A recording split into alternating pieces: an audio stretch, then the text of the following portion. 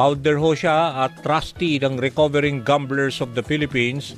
Walang iba kundi si Regan Praferoza. Regan, via Zoom. Good morning. Si Danny Buenafe sa approve yan. Good morning!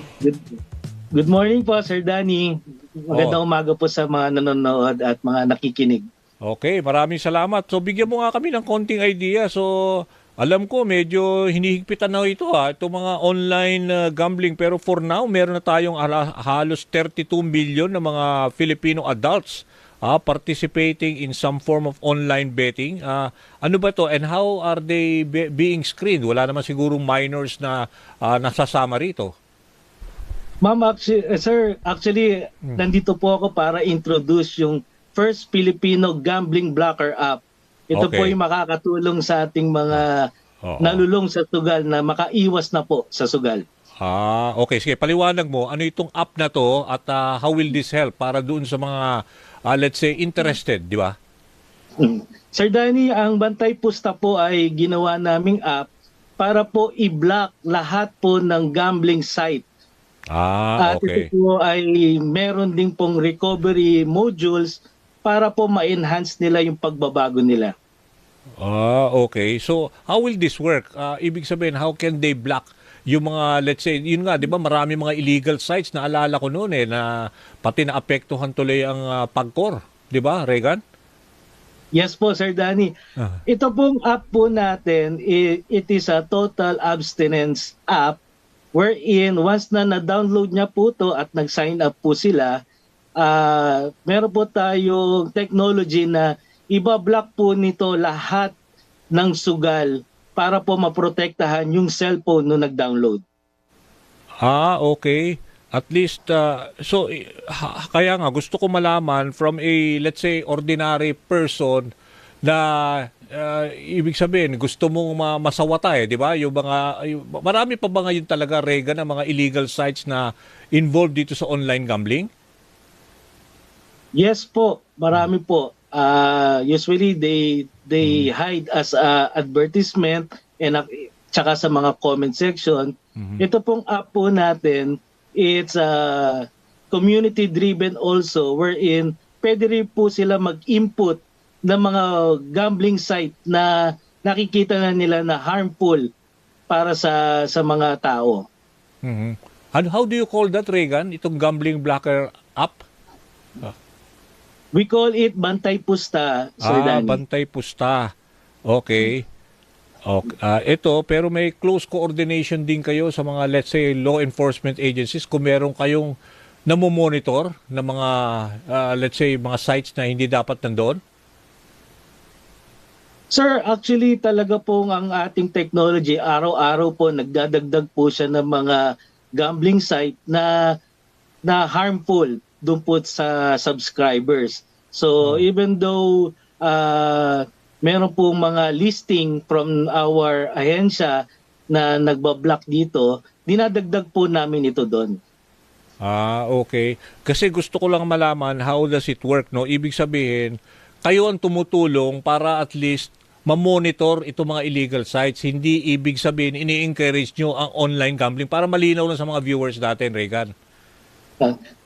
Sir, hindi po kami nag-encourage ng gambling. Ito po ay total blocking ng mga gambling site para po dun sa may-ari ng telepono. Okay. Oo. So ito, ibig sabihin,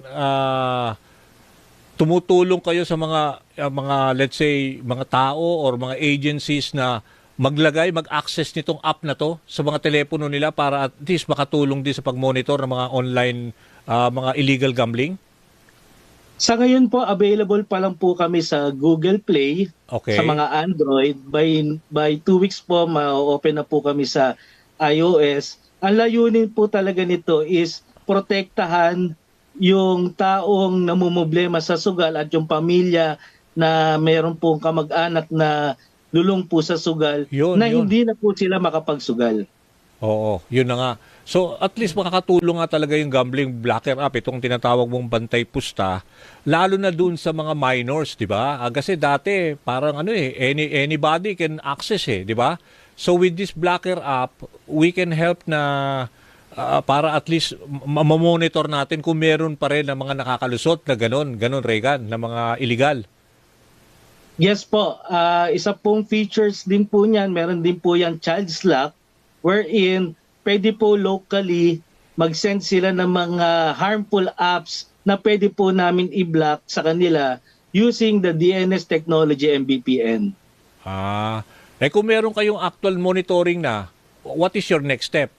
Kunwari, nakita nyo sa app nyo na talagang ito, may nagbabiolate, anong gagawin nyo? Susunod na step?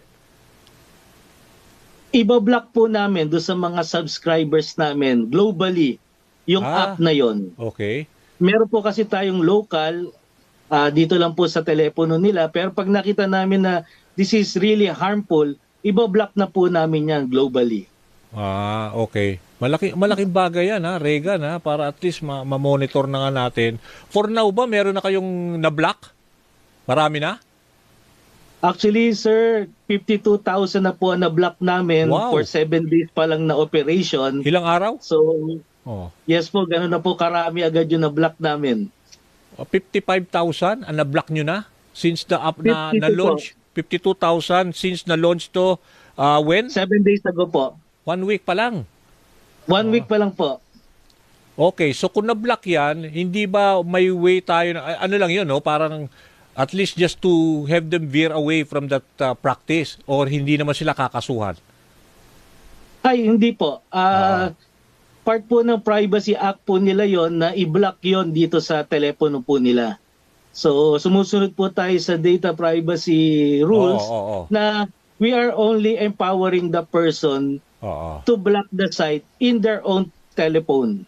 Okay, so ang mangyayari, Regan, ganito, kung meron ka talagang online gambling site na ginagawa mo, ibig sabihin, i-call out ka nitong gambling app na to, di ba? Yun ang sinasabi mo, para at least alam na meron nagmo-monitor sa gambling activities mo na illegal. Di ba? Sir, hindi po kami nagko-cross dun sa business ng gambling nila. Nag-empower lang kami dun sa mga taong nag-subscribe sa atin, yung nag-download ng app natin, yun lang po ang talagang poprotektahan natin kasi tinangkilik po nila yung app natin. Okay. Marami ba ang nagpa-subscribe sa inyo, Regan? Out of the moment, sir, meron na po kaming 300 na free trial. Tapos meron na rin po tayong at least mga, kasi 7 weeks, 7 days pa lang po kami and our free trial is 7 days. So malalaman po namin this Monday kung magtutuloy po sila sa subscription na 99 pesos per month. So may subscription fee na 99 pesos per month? Yes po. Okay. And the benefit that you get, you're able to ma-block whatever, yung mga engage dito sa mga bantay pusta. Tama ba? Yes po. Lahat po ng mga nilalaro nila, pwede po namin i-block within their cellphone. Okay. At the same time, meron din po tayong recovery or parang mobile rehab wherein they can enhance themselves na magtuloy-tuloy na po na wag na pong malulong o maging addict. Oo, kaya nga, kung nakasubscribe ka na dyan, kahit anong attempt na let's say mga scammer na makapasok dyan sa smartphone mo, hindi na po pwede dahil you have that bantay pusta block, 'di ba, na app, 'di ba? Yes po. Yun ang benefit, 'di ba? Oo. Yun po ang pinaka-benefit po, yung paunang lunas para ma-block po sila na mag-attempt maglaro. Yun. Binablock po namin yung site. Oo. So, kunwari, ako naman hindi naman ako engaged yan. Ba't pa ako magpapa-subscribe ng gambling blocker app, di ba? Yung doon, principle. Ang nakikita ko lang, Regan, di ba? Pero pwede nyo po kaming i-repair sa mga kamag-anak natin na nalululong po sa sugal para meron po kasi itong features wherein pag natitrigger po yung isang tao magsugal, nino-notify nitong app natin yung kamag-anak nila na ito pong addict ay nag-a-attempt magsugal, you need to intervene with their gambling kasi po lagi pong patago ang pagsusugal ng mga sugarol Kaya ito pong app na to, nino-notify yung kamag-anak na nag-a-attend po sila na magsugal ulit. So malaking bagay dito yung mga kamag-anak na alam na ito, anak ko engaged sa ganitong gambling activities online. So i-refer ko to, palagyan siya ng gambling blocker app. Ganon ang magiging, Yes po. 'di ba, principle. Tama, Regan? Yung po, salamat po sir kung gano'n po talagang gagawin nila. Oo, kasi siyempre parang katulad din yan ng mga sa drugs di ba? Kung anak mo nagda-drugs, so i-refer mo sa mga law enforcement, itong anak ko medyo sana mailagay, ma-rehab, di ba? So bagong mangyari yung let's say malulung na nga sa masamang bisyo ng pagsusugal ng online, ito na yung tutulong sa kanila na magpa-subscribe or paano nila ipipilit yun doon sa tao naman na ayaw magpalagay ng gambling blocker app? Sir, usually naman sir, mas alam ng kamag-anak nila na namumblema na tong tao na to sa sugal eh. Oo. So, since they are part of the family, kesa magkaroon pa sila ng hangover sa magiging Problema epekto pa. pag Oo, lalong nalulung tong tao, oo. mas maganda protektahan na nila. Oo. Downloadan na nila ito. Okay, kasi nagulat ako sa figure mo, 52,000 na pala yung block. So, ibig sabihin, ganun ka-serious, na? Isang linggo pa lang kayo nag-ooperate. So, how much more? So, ibig sabihin, with, magkano ba yon sabi mo, na babayaran lang for subscription fee? Sir, parang lumalabas lang po na 3 piso sa isang araw. Protektado na po yung loved ones natin sa epekto ng sugal. Malaki. Malaking bagay. Nakikita nyo ba, meron kayong datos? Anong klaseng mga pagsusugal? Mga sabong ba o kasino? Ano yung parang maraming ganung problema? Sir, 80% na po ngayon ay online. Wala na po, kukunti na lang po yung mga traditional na pupunta sa mga physical casino. Casino, sa sabungan, di ba? Puro online. Yes po. Puro online na po ngayon. So ano to, karamihan at casino, ganon? Or sa sabong, wala na bang online sabong? For now, can you say that? Meron pa po, pero mostly mga base po sa ibang bansa yung mga cockfights nila. Ang masakit po ngayon yung mga slot machine model ang ginagawa nila, tsaka yung parang mobile perya na sa tingin nila konti lang ang damage kasi papiso-piso, pero sa araw-araw po at kung kayo po ay napipiko magsugal, mapapataya rin po kayo ng malaki.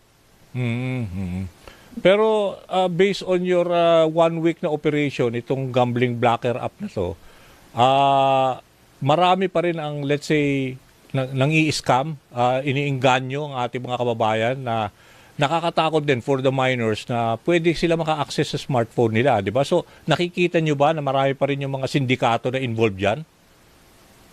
Sir, hindi po matitigil yun kasi marami po silang access through text, through comment, through advertisement sa mga social media platforms natin. So, once na na-click nyo yun at na-curious kayo, madali na po makakapanloko yung mga apps na ganun. Okay. Nako, maraming salamat, Regan, at makikibalita kami. Hopefully sana masawata na nga natin itong mga illegal gambling site online na, di ba? Gambling. Thank you, Regan. Sir, maraming salamat po.